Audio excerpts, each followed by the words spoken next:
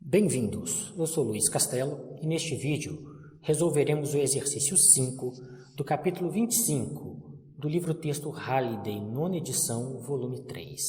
O enunciado do exercício 5 é o seguinte: qual é a capacitância de uma gota formada pela fusão de duas gotas esféricas de mercúrio com 2 milímetros de raio? Gente, esse é um exercício curto, assim como o seu enunciado. A gente precisa determinar a capacitância de uma gota formada pela soma de duas gotas. Quando eu preciso fazer isso, é necessário que eu determine qual é o raio dessa nova gota formada pela soma das duas gotas. O raio não vai ser a soma dos raios, mas o volume vai ser a soma dos volumes. Então, a primeira coisa que a gente vai fazer é determinar qual é o volume de uma gota, multiplicar esse volume por 2, porque agora eu tenho duas gotas, o volume ficou o dobro, e determinar o raio dessa nova gota formada por 2 vezes o volume de uma delas. E depois disso a gente pode simplesmente colocar na equação para determinar a capacitância de uma esfera única.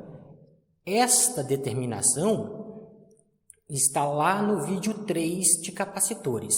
Então, antes de usarem esta fórmula, antes de fazer esse exercício 5, deem uma olhada lá no vídeo 3, que vocês vão encontrar a equação que nós vamos utilizar para resolver o exercício 5 aqui. Vamos lá, vamos calcular qual é o volume de uma gota para começar.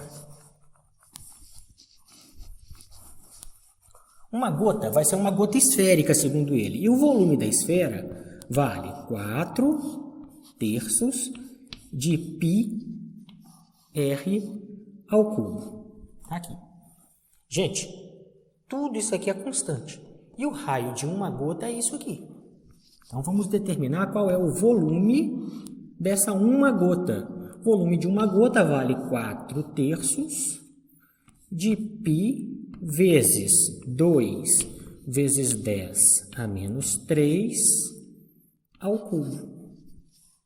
Então, o volume de uma gota vai ser igual a 3,351 vezes 10 a menos 8 metro cúbico.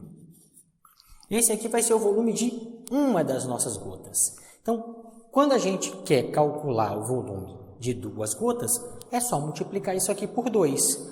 O volume de duas gotas, então, vai ser aproximadamente 6,7 vezes 10 a menos 8. Na hora que eu multiplicar isso aqui por 2.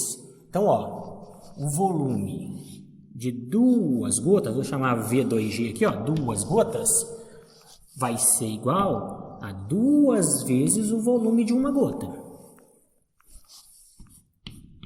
O volume de duas gotas vai ser 2 vezes este valor, 3,351 vezes 10 a menos 8. O volume de duas gotas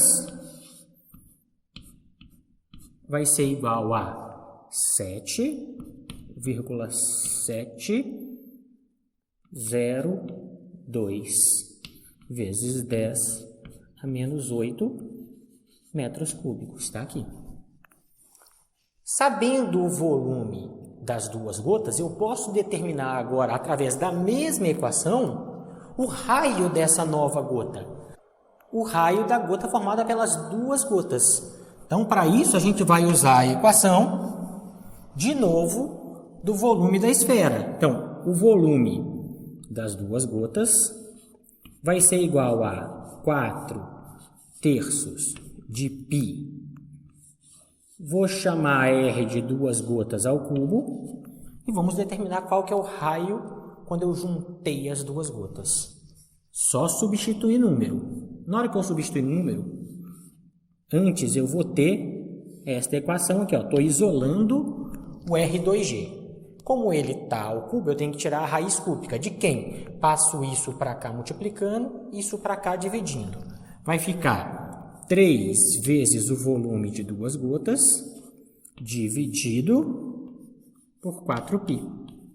E tiro a raiz cúbica por causa daqui. Agora a gente substitui valor. O raio da junção das duas gotas vai ser igual a raiz cúbica de 3 vezes este volume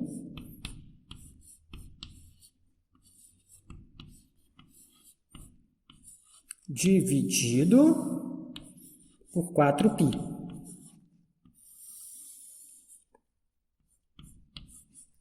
Pessoal, é só colocar na calculadora aqui e a gente acha que o raio das duas gotas juntas, da gota formada pelas duas gotas anteriores, vai ser igual a 2,5198 vezes 10 a menos 3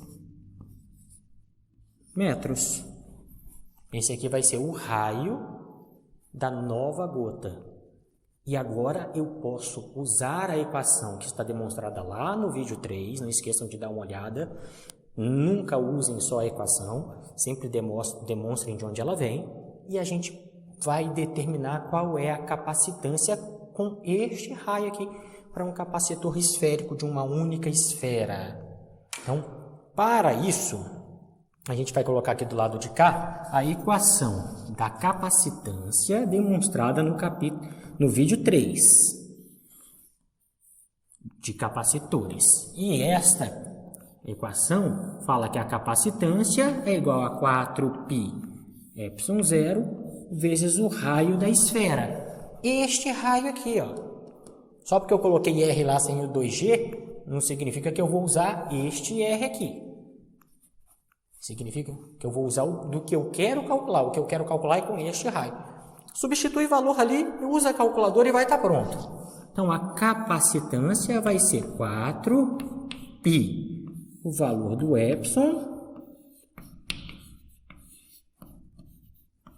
e o valor do raio que eu quero, que vale 2,5198 vezes 10 a menos 3. A capacitância vai ser de aproximadamente aqui. Lembra que eu resolvo as contas aqui. Uso todas as casas que tem na calculadora até no final. E no final eu uso 2 casas decimais. Então, ele vai ser aproximadamente 2,80 vezes 10 a menos 13. E a unidade de medir capacitância é o farad. E dessa forma, nós encerramos o exercício 5 do capítulo 25.